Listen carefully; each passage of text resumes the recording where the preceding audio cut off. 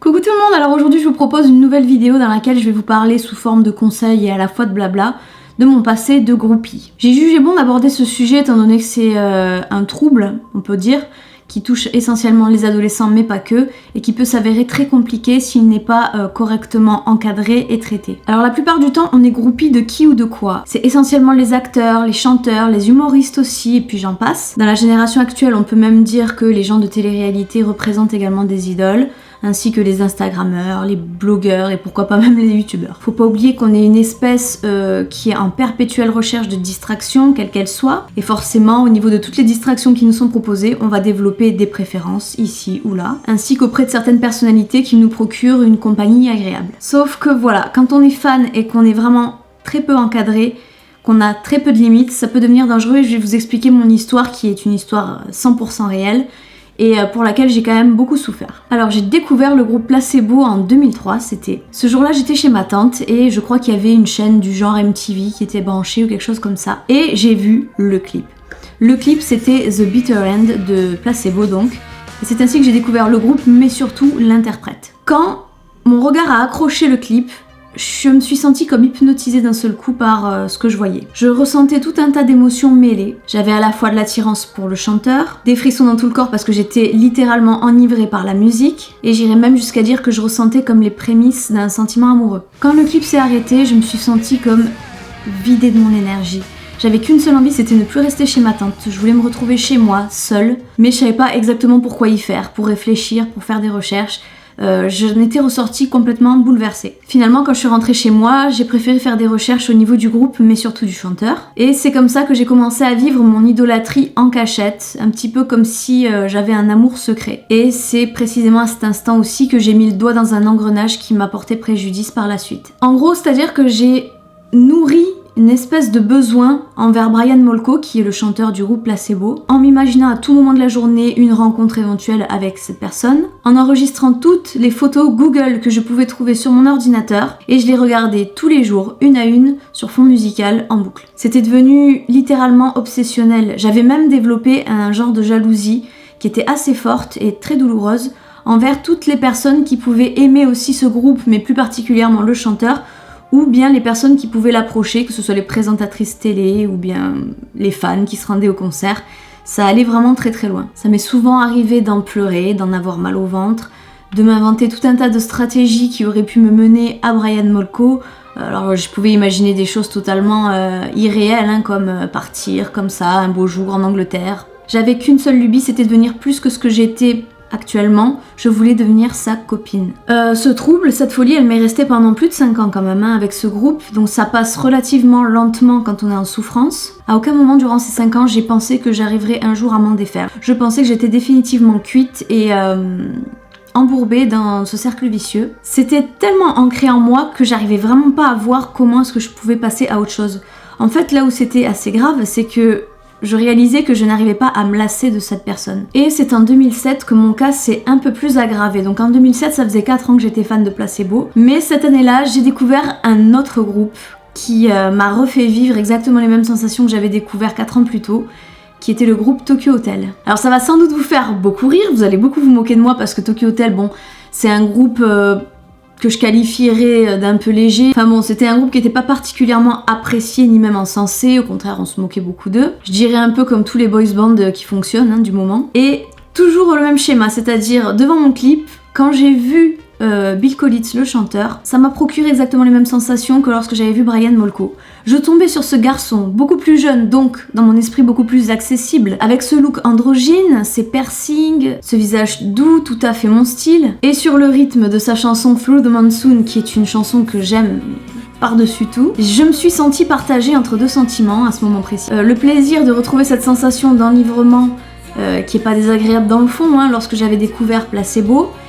Et d'un autre côté, j'étais totalement désolée et paniquée de me dire que j'allais replonger automatiquement parce que cette sensation je la connaissais et je savais également ce qu'il en avait découlé par la suite. Et à force, ce qui s'est passé c'est que j'en suis vraiment devenue malade, c'est-à-dire que j'en étais arrivée à un point où quand ma mère, qui aimait bien aussi le groupe Tokyo Hotel, passait les CD dans la maison, j'en arrivais à aller m'enfermer dans la chambre, à me boucher les oreilles et à bourdonner pour ne pas entendre la musique. C'était vraiment une torture. Quand la musique était libre, moi qui avais l'habitude, comme je vous disais, d'écouter toujours ça dans mes écouteurs, de vivre mon truc en cachette, le fait de sentir cette musique libre comme ça, c'était comme si j'étais mise à nu, c'était comme si n'importe qui pouvait approcher ou être séduit par la musique et par le personnage. Même ma mère, quoi, je veux dire, je n'acceptais pas cette idée. La fois où j'ai réellement eu mal au cœur et que j'ai réalisé que le problème était plus grave que ce que je ne pensais, c'est lorsqu'il y a eu les Energy Music Awards. Alors je saurais plus vous dire quelle année c'était, mais en tout cas, il y avait Tokyo Hotel qui avait été invité pour chanter leur chanson qui était Mille Mers, je crois qu'elle s'appelle cette chanson. Il me semble que c'était celle-ci en tout cas qu'ils étaient censés interpréter. Et je savais pertinemment que ma mère allait regarder cette émission quelques jours à l'avance, et pendant quelques jours à l'avance, j'ai ressenti comme un genre d'angoisse, vous savez, comme si j'allais passer mon bac. C'était le ventre noué, des gargouilles dans le ventre. Et le jour J, je me suis enfermée de nouveau dans ma chambre, la tête sous le coussin. Et je ne voulais strictement rien entendre, je ne voulais pas entendre l'interprétation. Et j'envoyais des textos à ma cousine en lui disant que je supportais plus cette situation. Elle aussi était hyper fan de Tokyo Hotel, on était toutes les deux dans le même bateau. Mais étrangement, je le tolérais venant d'elle. Voilà, je tolérais le fait qu'elle s'intéresse à la même personne que moi, étant donné que c'est ma cousine, et puis voilà, j'ai pas de rivalité avec elle. Et ce jour-là, j'en ai vomi. J'ai beaucoup pleuré. En fait, je me rends compte que n'importe qui m'aurait vu comme ça sans savoir pourquoi est-ce que j'étais dans un tel état aurait clairement pu penser que je venais de perdre mon père ou ma mère. Alors peut-être que vous vous demandez pourquoi est-ce que je me suis mise dans un état pareil. Simplement parce que pour moi ce garçon m'appartenait. Et le fait de le savoir voilà, dans un endroit jovial avec tout un tas de fans qui vont pouvoir le voir, l'approcher, voire même le toucher, profiter de l'instant ou même de le voir fréquenter d'autres chanteuses et interprètes qui se seraient mis sur leur 31, c'était une concurrence énorme. J'avais simplement l'impression d'être en couple avec quelqu'un et que je savais pertinemment que cette personne pouvait flirter et que je n'étais pas là pour intervenir. Une impuissance des plus totales. Et ce sentiment que j'ai développé auprès de ces deux idoles était vraiment un sentiment fou parce que je les aimais profondément d'un côté et je les haïssais complètement de l'autre aussi, parce qu'ils arrivaient à me faire ressentir des choses très agréables comme des choses très désagréables.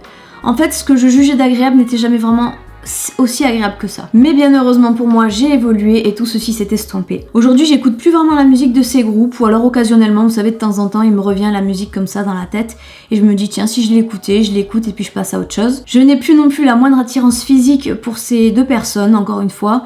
Aujourd'hui j'ai ma vie, j'ai mon homme, je ne regarde aucun autre garçon, je ne trouve qu'aucun garçon n'arrive à la cheville de celui que j'ai en ce moment, et aussi je n'ai plus jamais cherché à avoir d'idole ou à m'intéresser comme ça à tout ce monde un peu fictif, à ces personnages publics. Alors je vous ai pas raconté cette histoire qui est quand même très intimidante pour moi pour rien. Il y a quand même une moralité derrière tout ça et je l'adresse notamment à toutes les personnes qui seraient préadolescentes ou adolescentes, sachant que bon, ça peut toucher absolument n'importe qui, mais disons que les sujets les plus vulnérables, ce sont tout de même les adolescents et un peu les préadolescents. Cette vidéo vous servira, j'espère, d'une part à vous montrer que vous n'êtes pas toute seule dans cette espèce de cercle vicieux, qui a des moyens de s'en sortir, et le meilleur moyen de s'en sortir, c'est vraiment de se mettre à la diète au niveau de votre idole. Voilà. C'est-à-dire que si jamais vous adorez un chanteur, essayez d'éviter de placarder ses posters au mur. Enlevez tout ça, essayez de ne pas écouter ses chansons pendant un certain temps, voilà. On essaye de faire une détox de son esprit, un vide. Mais la chose la plus importante encore serait vraiment de pouvoir discuter avec une personne rationnelle et de confiance de ce que vous ressentez et à propos de ceux ou ces personnes qui vous obsèdent. Si vous n'avez pas ça autour de vous, alors à ce moment-là, autant aller voir un psychologue. Les psychologues peuvent faire des miracles si vous leur parlez consciencieusement, et surtout pour ce genre de choses, c'est des problèmes qui sont assez faciles à régler. Alors pour ma part, je me suis pas du tout fait aider par un professionnel ni quoi que ce soit, hein. Moi je me suis soignée toute seule entre guillemets, mais je vous conseille pas d'attendre parce que regardez, moi au final j'ai souffert pendant des années et des années, c'était beaucoup trop long.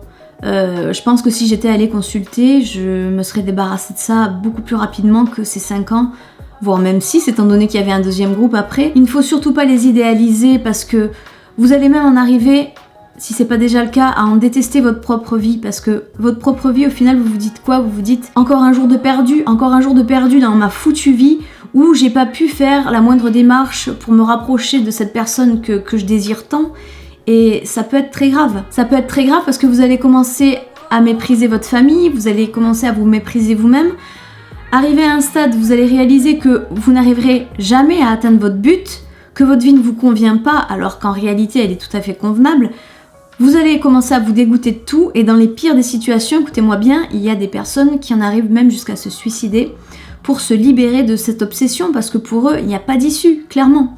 Alors moi je vous le dis, des issues il y en a, mais il faut simplement frapper aux bonnes portes. Voilà, donc je vais arrêter ma vidéo là, je vous souhaite beaucoup de courage si jamais vous vous êtes senti concerné par la vidéo. C'est un passage de construction, de développement personnel, voilà, quand on est adolescent, on est en pleine phase de construction au niveau de notre mental, de notre personnalité, c'est normal d'avoir ce genre de faiblesse, mais surtout si vous en avez conscience, aidez-vous. Aidez-vous. Je vous propose de venir me rejoindre sur mes réseaux sociaux qui sont Facebook, Instagram et Snapchat. En attendant, portez-vous bien, je vous fais de très gros bisous et je vous dis à bientôt dans une prochaine vidéo. Bye bye.